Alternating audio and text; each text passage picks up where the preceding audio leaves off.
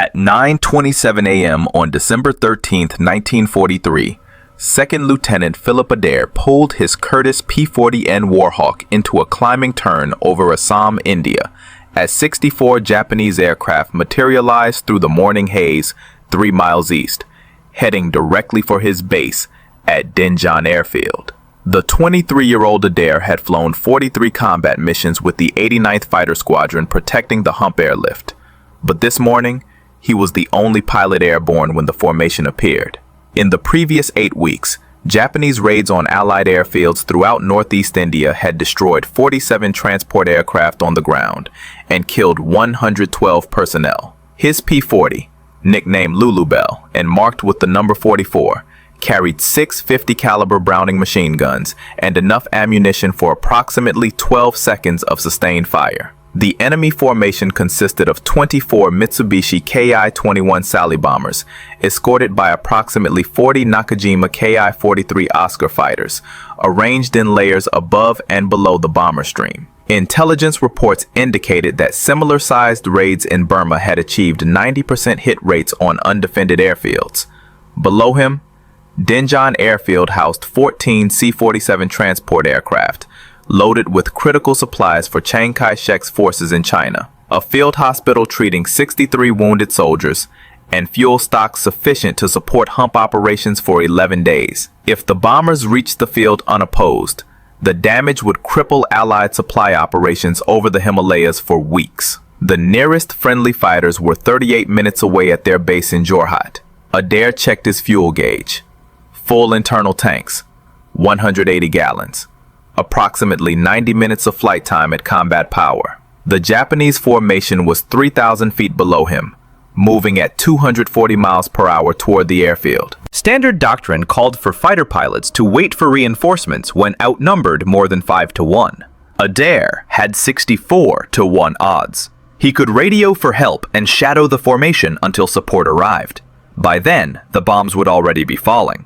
Or he could attack alone and try to disrupt their bombing run. Adair pushed the throttle forward. His Allison V1710 engine responded immediately, the manifold pressure climbing to 54 inches. The P-40 accelerated to 320 miles per hour. He positioned himself 4,000 feet above the bomber formation, coming at them from the south with the sun behind him. The Oscars hadn't spotted him yet. Their attention was focused forward on the target. He had one advantage: surprise. The Japanese pilots expected fighters to meet them near the target, not 20 miles out. Adair planned his attack vector. Hit the lead bomber formation first. Ignore the fighters initially. Break their bombing accuracy. Make them scatter. Force them to abort the run. Can one P-40 disrupt 64 Japanese aircraft? Please like this video to see how this turns out. Subscribe for more stories, and let's continue. Back to Adair. The lead Sally bomber group flew in tight formation, 6 aircraft arranged in 2 Vs of 3. Adair rolled inverted, pulled the nose down, and dove at the bombers from their 7 o'clock high position. His airspeed built rapidly: 340 miles per hour, 360, 380. The P-40's Allison engine screamed at full power. Range closed fast. The bomber crews still hadn't seen him. At 800 yards, he opened fire. His 650s hammered, tracers arcing toward the lead bomber. Rounds walked up the Sally's left wing. Fabric tore, metal sparked. The bomber's port engine erupted in orange flame. Black smoke poured from the cowling. The formation broke. Bombers scattered left and right, their tight V dissolving into chaos. Adair pulled up hard, 7 Gs crushing him into a seat, and rolled right. 40 Oscar fighters were diving toward him.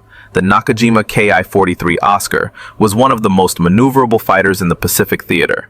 Powered by a Nakajima HA-115 engine producing 1,150 horsepower, it could reach 329 miles per hour at 13,000 feet and execute turning circles tighter than any American fighter. The Oscar's butterfly combat flaps allowed it to bleed speed rapidly in turns without stalling. Japanese pilots exploited this advantage ruthlessly. In the previous 6 months, Oscars had shot down 63 Allied fighters over Burma and northeast India. Adair's P-40N was faster in a straight line, but couldn't match the Oscar's turn rate. The Warhawk's Allison V1710-81 engine generated 1,240 horsepower at 3,000 RPM, giving the aircraft a maximum speed of 378 miles per hour below 12,000 feet. But in a sustained turning fight, the heavier American fighter would lose energy faster than the lightweight Japanese aircraft. Standard P-40 tactics against Oscars were simple. Never turn with them. Use speed. Hit and run. Extend away. Reset. Adair couldn't extend away. If he fled, the bombers would reform and complete their attack run on Dinjan. He had to keep pressure on the formation. Keep them scattered.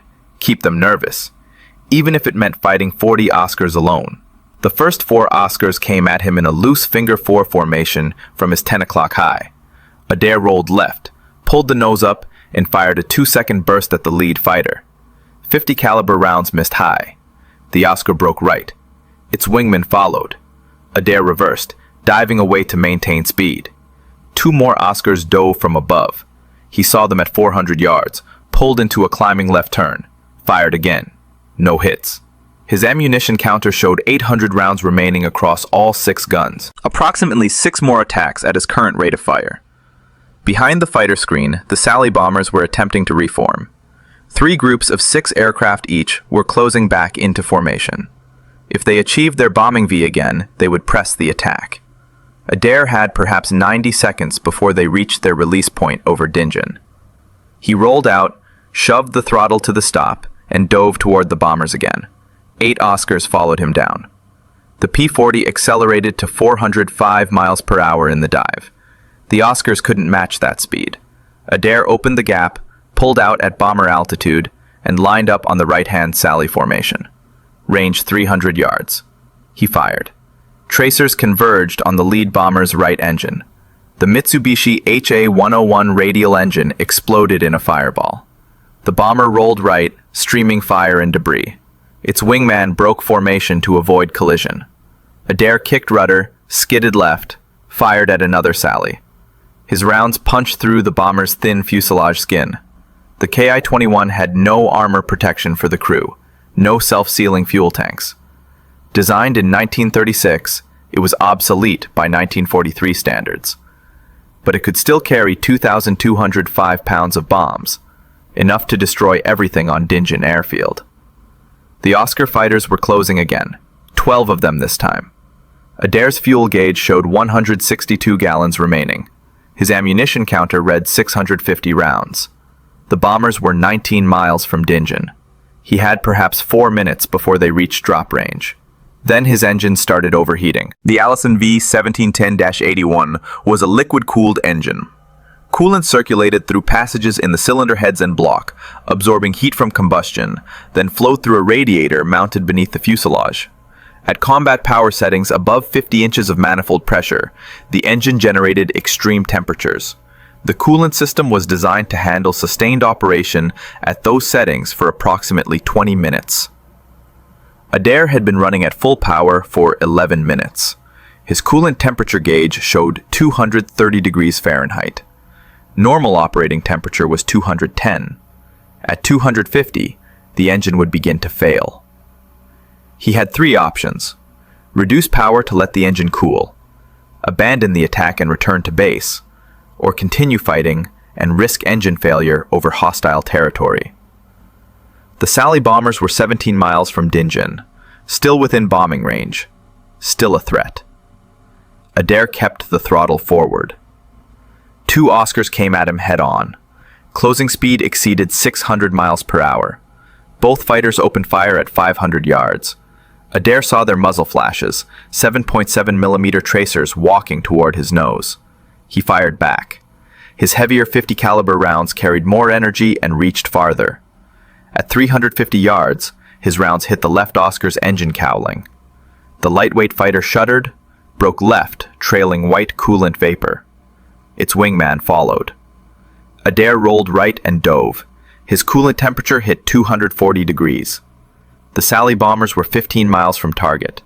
2 formations of 6 aircraft each had reformed into bombing Vs. The third formation was scattered, 3 bombers struggling to rejoin. Adair went for the lead formation again. 6 Oscars tried to intercept him. He dove past them at 390 miles per hour, too fast for them to follow. At bomber altitude, he leveled out and opened fire on the lead Sally. His first burst hit the bomber's right wing root. The wing structure failed. The outer panel folded upward and tore away. The Sally rolled inverted and entered a spin. No parachutes. The crew rode it down. The formation broke again. Bombers scattered in 3 directions. Their bombing accuracy was destroyed. Even if they dropped now, their bombs would be spread across miles of jungle instead of concentrated on the airfield. Adair pulled up hard. His coolant temperature gauge showed 248 degrees. The engine was running rough. He could feel vibration through the control stick. Detonation was starting in the cylinders. Pre-ignition from excessive heat. If he didn't reduce power soon, the engine would seize. 8 Oscars dove on him from above. He saw them late, rolled left. Too slow. 7.7 millimeter rounds punched through his right wing. Fabric tore, metal buckled. One round hit his right aileron control rod. The aileron response went mushy. He needed more right stick pressure to maintain level flight. Another burst walked up his fuselage. Rounds sparked off his engine cowling. One penetrated the coolant reservoir behind the firewall. Green coolant sprayed across his windscreen. The engine temperature gauge climbed past 260 degrees. Steam erupted from the cowling seams. His oil pressure dropped. The Allison was dying. Adair chopped the throttle. The engine RPM fell from 3,000 to 2,400. Not enough power to maintain altitude. The P-40 started descending. 1,000 feet per minute. Then 1,500. The Oscars were circling above him. Waiting. Then his engine caught fire. Fire in a liquid-cooled aircraft engine follows a predictable sequence. First, burning coolant vaporizes and ignites. The flames spread forward along the engine cowling, drawn by airflow. If the fire reaches the fuel lines running along the engine's left side, the aircraft explodes. Adair had perhaps 30 seconds before that happened. Standard procedure for engine fires was immediate shutdown and bailout. But his altitude was only 8,000 feet, descending rapidly, and he was 12 miles from friendly territory over jungle where Japanese patrols operated. He kept the engine running. The Allison's fuel mixture could be leaned manually. Adair pulled the mixture control back to idle cutoff for 3 seconds, starving the engine of fuel. The fire intensity decreased. He pushed the mixture forward again. The engine coughed, caught, continued running, but rough. Power output had dropped to approximately 60%. Not enough to climb. Barely enough to maintain level flight. He was committed to flying home on a burning, damaged engine, or abandoning the aircraft over hostile territory. The Sally bombers were 13 miles from Dingen, still close enough to turn back and attack, but their formations had disintegrated. Individual bombers were heading southeast toward Burma. The raid was broken. The airfield was safe. Adair turned southwest toward his base at Nagaguli, 43 miles away. Approximately 15 minutes of flight time if the engine kept running. 6 Oscars followed him. At 7,000 feet, his engine oil pressure dropped to 0. The Allison ran on oil pressure to lubricate its connecting rods, crankshaft, and camshaft. Without oil pressure, metal ground against metal. Friction generated heat. Heat caused expansion. Components seized. Adair felt the engine vibration increase. The propeller began windmilling unevenly. Power output fell further. His airspeed dropped to 180 miles per hour. The P-40's stall speed was 120. He was losing the margin between controlled flight and falling. Behind him, the Oscars closed to 400 yards. They didn't fire. They were watching, waiting for the engine to fail completely, waiting for him to bail out or crash. One Oscar pulled alongside, close enough for Adair to see the pilot's face. The Japanese pilot gestured downward. Land the aircraft. Surrender. Become a prisoner. Adair ignored him. At 6,000 feet, smoke began filling his cockpit. Not from the engine fire, from electrical wiring behind the instrument panel. The rounds that had hit his fuselage had severed control cables and damaged the electrical system. Smoke burned his eyes and throat. He slid the canopy open. Wind blast cleared some of the smoke, but the slipstream made breathing difficult. His airspeed fell to 160 miles per hour. The Oscars backed off. They weren't going to waste ammunition. The American pilot was already dead. His aircraft was crippled. The engine was dying. He would crash in the jungle. They circled higher, watching him descend. At 4,000 feet, Adair's right aileron control cable snapped. The aileron flopped to full deflection. The P-40 rolled right and the nose dropped into a dive. He hauled back on the control stick with both hands. Nothing. The elevator cables were damaged. He had no pitch control. The nose stayed down. His airspeed increased. 200 miles per hour. 220. 250. The jungle rushed up at him. Altitude 3,000 feet. 2,500. 2,000. He was going to crash. Then he had an idea. The P-40's damaged aileron was forcing the right wing down. The broken elevator cables left the horizontal stabilizer in a nose-down position.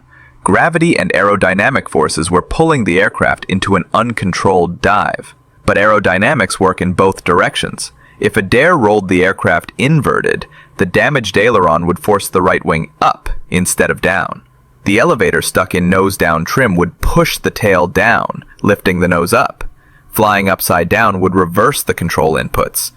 The damage that was killing him right side up might save him inverted. At 1,800 feet above the jungle, Adair rolled the P-40 completely inverted. -1 G pressed him against his shoulder straps. Blood rushed to his head. His vision turned red around the edges. The fuel system, designed for positive G loads, struggled to feed fuel to the engine inverted. The Allison coughed, sputtered, nearly quit, then caught again, running rough but producing power. The nose came up. The descent slowed. At 1,200 feet, the P-40 leveled out, flying upside down at 140 miles per hour. Adair held the inverted attitude for 40 seconds. His airspeed increased to 160. He was climbing. Slowly. 50 feet per minute, but climbing. Then the fuel starvation problem returned. The engine began cutting out. He rolled right side up. The damaged controls immediately pushed the nose down. The P-40 descended again. 600 feet per minute. Adair waited until he lost 300 feet, then rolled inverted again.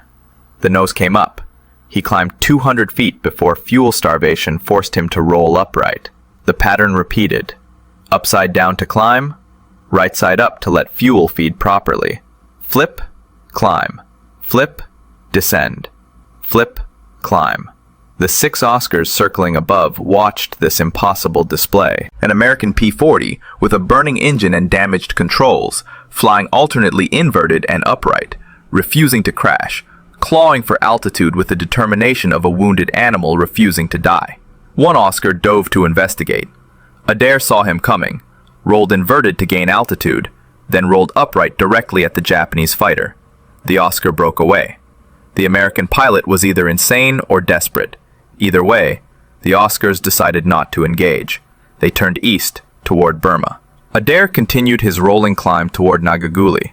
His fuel gauge showed 83 gallons. His oil pressure gauge showed 0. The needle had been pegged at 0 for 9 minutes. The engine should have seized by now. Connecting rods should have welded to the crankshaft. The fact that it still ran defied mechanical logic. The Allison was running on momentum, friction, and whatever microscopic oil film remained on its internal components. His altitude reached 3,000 feet, then 4,000. The base at Nagaguli was 21 miles southwest, approximately 11 minutes away if he maintained current speed. His coolant temperature gauge no longer registered. The needle had melted off at some point. Smoke still poured from the cowling, but the flames had died down. Either the fire had consumed all available fuel, or the lack of coolant had somehow starved it. At 5,000 feet, Adair spotted Nagaguli airfield ahead, the runway, the tower, the revetments, safety. But he faced a new problem. His landing gear was hydraulic. The hydraulic system ran on engine power. His engine was producing minimal power and might quit completely any second. If he lowered the gear and the engine died, he would crash short of the runway with the gear down. If he kept the gear up and tried a belly landing, The impact might rupture his remaining fuel tanks and the aircraft would burn. He needed the gear down and locked before the engine failed. He reached for the gear lever. His right hand was shaking. Not from fear, from carbon monoxide poisoning. The cockpit smoke had been accumulating for 14 minutes. He pulled the gear lever down. Nothing happened. The P-40's hydraulic system operated at 1,000 pounds per square inch. Hydraulic fluid, pressurized by an engine-driven pump, flowed through steel lines to actuators that extended and retracted the landing gear. With the engine producing minimal power, the hydraulic pump wasn't generating sufficient pressure. The gear remained locked in the up position. The P-40 had a backup system, a manual hand pump mounted on the left side of the cockpit.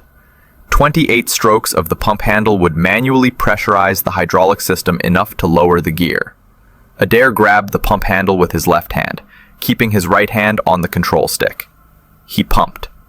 1, 2, 3. Nothing. The gear stayed up. The hand pump required both hands for effective operation, but releasing the stick meant losing aircraft control. His damaged ailerons and elevator would immediately push the nose down. He reached behind his seat and pulled his lap belt loose, wrapped it around the control stick, looped it through the seat frame, pulled it tight. The makeshift rig held the stick in approximate neutral position, not perfect control, but enough to keep the aircraft flying straight. He grabbed the hand pump with both hands and pumped hard. 5 strokes. 10. 15. At stroke 23, he felt resistance, hydraulic pressure building. At stroke 28, he heard a thunk from beneath the cockpit. The left main gear extended and locked. The right main gear followed 3 seconds later. The P-40 was now draggy. Gear down increased drag significantly. His airspeed fell from 160 miles per hour to 135. Still above stall speed, but not by much. The engine was producing perhaps 40% power now, barely enough to maintain altitude with the gear extended. Nagaguli runway was 7 miles ahead. 3 minutes. His vision tunneled. Gray edges closed in from the periphery. Carbon monoxide poisoning was affecting his brain function. He shook his head, focused on the runway. 6 miles. His engine temperature gauge, the one that still worked, showed 310 degrees, far beyond redline. Metal components inside the engine were expanding from heat. Tolerances were closing. Any second now, a piston would seize, or a valve would stick, or a connecting rod would snap. 5 miles. The tower operators at Nagaguli saw him coming.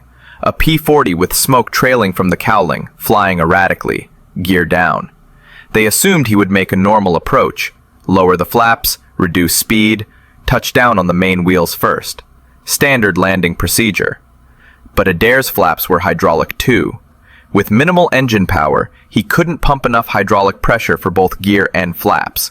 The gear was down, the flaps stayed up.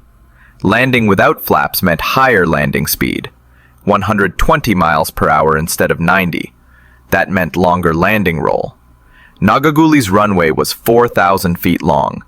A flapless landing in a damaged aircraft required at least 3,000 feet. Doable, if he maintained airspeed. If the engine kept running. If he touched down smoothly. At 2 miles from the runway, his engine quit. The propeller windmilled to a stop. No power, no thrust. The P-40 became a glider. A very poor glider. The Warhawk's glide ratio was approximately 8-to-1. From 2,000 feet altitude, he could glide approximately 3 miles. The runway was 2 miles away. Theoretically possible, but his damaged aircraft had extra drag from the battle damage. Bullet holes in wings and fuselage disrupted airflow. His actual glide ratio was worse than normal, perhaps 6-to-1. He wasn't going to make the runway.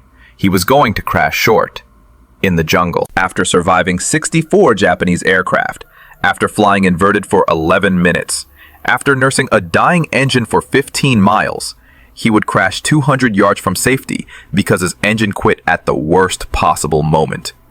Then he remembered something from training, something his instructor had said about P-40 glide performance. Something about flying inverted. In a normal glide, an aircraft descends nose first, gravity pulling it downward while wings generate lift. But inverted, the aerodynamics reverse. The wings camber, designed to generate lift upward when right side up, generates downward force when inverted. However, at specific angles of attack, this reversal creates less drag than right side up flight. An inverted glide could theoretically extend range by reducing drag. The principle had been mentioned briefly during training. No instructor expected pilots to actually use it. Adair had nothing to lose. He rolled inverted at 1,800 feet, 1 mile from the runway. Blood rushed to his head. His vision reddened. He held the inverted attitude, watching the jungle pass beneath him, or above him. Perspective became disorienting. The airspeed held steady at 125 miles per hour. The descent rate was 500 feet per minute, better than the 700 feet per minute he'd been experiencing right side up. The tower operators at Nagaguli saw an inverted P-40 approaching with landing gear extended. Gear down while inverted was aerodynamically wrong, structurally stressful. The gear doors, designed to handle air loads from below, were now subjected to loads from above. But the gear held. The P-40 continued its inverted approach. On the ground, a crew chief named Technical Sergeant Robert Martinez watched through binoculars. He saw the inverted aircraft, saw the gear extended, saw smoke trailing from the engine. His first thought was that a Japanese pilot had stolen a P-40 and was attempting to strafe the field. Martinez ran toward the nearest 50 caliber machine gun position. 3 other ground crew followed him. They reached the gun emplacement and began traversing the weapon toward the approaching aircraft. Adair was at 400 feet altitude, half a mile from the runway threshold, still inverted. His vision was fading. Gray tunnels closed in. Carbon monoxide and negative G-forces were shutting down his brain. He had perhaps 20 seconds of consciousness remaining. He needed to roll upright, line up with the runway, and land. But if he rolled upright too soon, the damaged controls would push the nose down and he'd crash short. If he rolled too late, he'd overshoot the runway. At 200 feet altitude, 300 yards from the threshold, Adair rolled right side up. The damaged aileron immediately pushed the right wing down. He countered with left stick, fighting the aircraft, forcing the wings level. The nose wanted to drop. He pulled back on the stick. The broken elevator cables gave him partial control. Not much, just enough. The P-40 descended toward the runway at a steep angle, nose high, wings wobbling.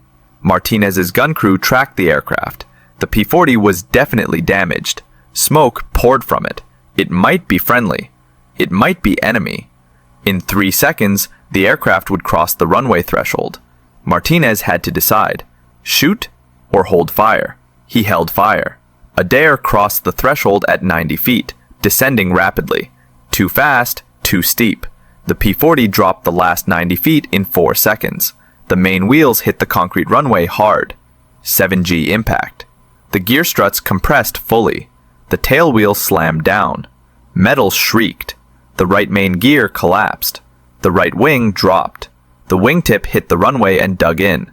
The aircraft ground looped right, spinning 180 degrees, throwing up sparks and concrete fragments. It skidded backward for 200 feet and stopped. Smoke billowed from the engine compartment. Fire crews raced toward the aircraft. Adair sat motionless in the cockpit for 12 seconds. Then he released his shoulder straps, stood up, and climbed out onto the wing. His legs buckled. He caught himself on the wing root. Ground crew reached him and helped him down. Martinez arrived with the fire crew. They opened the cowling. The Allison engine was destroyed. Pistons seized. Crankshaft warped. Oil pan ruptured. Coolant everywhere. Adair walked around the aircraft with Martinez. They counted the damage. 16 bullet holes in the fuselage, 7 in the right wing, 4 in the left. 1 round had severed the right aileron control cable completely. Another had punctured the hydraulic reservoir. A third had cut through 2 electrical bundles behind the instrument panel. The engine had sustained catastrophic damage from overheating and oil starvation. Every cylinder showed scoring. 3 connecting rods were welded to the crankshaft. The coolant system was destroyed. Lulubelle would never fly again. But Philip Adair had saved Dingan Airfield. Intelligence reports confirmed that all 24 Sally bombers had turned back without dropping their ordnance. The Japanese formation had scattered 15 miles short of target. 40 Oscar fighters had escorted empty bombers back to Burma. 0 bombs hit Allied facilities, 0 casualties on the ground. 14 C-47 transports remained operational. The hump airlift continued without interruption. On December 16, 1943, 3 days after the mission, 10th Air Force Headquarters interviewed Adair about the engagement. He described the attack sequence, the inverted flying technique, the landing approach. Flight surgeons examined him. Carbon monoxide levels in his blood were still elevated 72 hours after the mission. They determined he had been flying with severe poisoning for the final 11 minutes of the flight. That level of impairment should have rendered him unconscious. He had somehow remained functional through will alone. On January 8, 1944, Lieutenant General Joseph Stilwell, commander of U.S. Forces China-Burma-India Theater, presented 2nd Lieutenant Philip Adair with the Silver Star. The citation read, "For gallantry in action against enemy forces on December 13, 1943, when Lieutenant Adair, flying alone, engaged and disrupted a formation of 64 enemy aircraft attacking Allied installations, continuing his attack despite severe aircraft damage and personal injury, thereby preventing destruction of critical supply facilities." Adair flew 95 more combat missions with the 80th Fighter Group. He achieved ace status with 5 confirmed kills. On his final mission in July 1944, he shot down 2 Ki-43 Oscars over northern Burma. He returned to the United States in September 1944, survived the war, and remained in the Air Force for 30 years. He retired as a full colonel in 1971. The 80th Fighter Group, the Burma Banshees, continued operations until August 1945. The unit destroyed 413 Japanese aircraft in aerial combat and 147 on the ground. They lost 63 pilots killed or missing. Their death's head skull insignia became one of the most recognized markings in the China-Burma-India theater. The P-40 Warhawk never achieved the fame of the P-51 Mustang or P-47 Thunderbolt. It was slower than both. It couldn't fight effectively above 15,000 feet. By 1943, it was considered obsolete. But in the hands of determined pilots like Philip Adair, the rugged Curtiss fighter proved what mattered most in combat wasn't the aircraft's specifications. It was the courage and skill of the pilot flying it. 1 pilot, 1 obsolete fighter, 64 enemy aircraft. December 13th, 1943. Philip Adair proved that impossible odds mean nothing when someone refuses to quit. His solution to damaged controls, flying alternately inverted and upright for 11 minutes, defied every standard flying procedure. His inverted landing approach with gear extended had never been attempted before and was never repeated.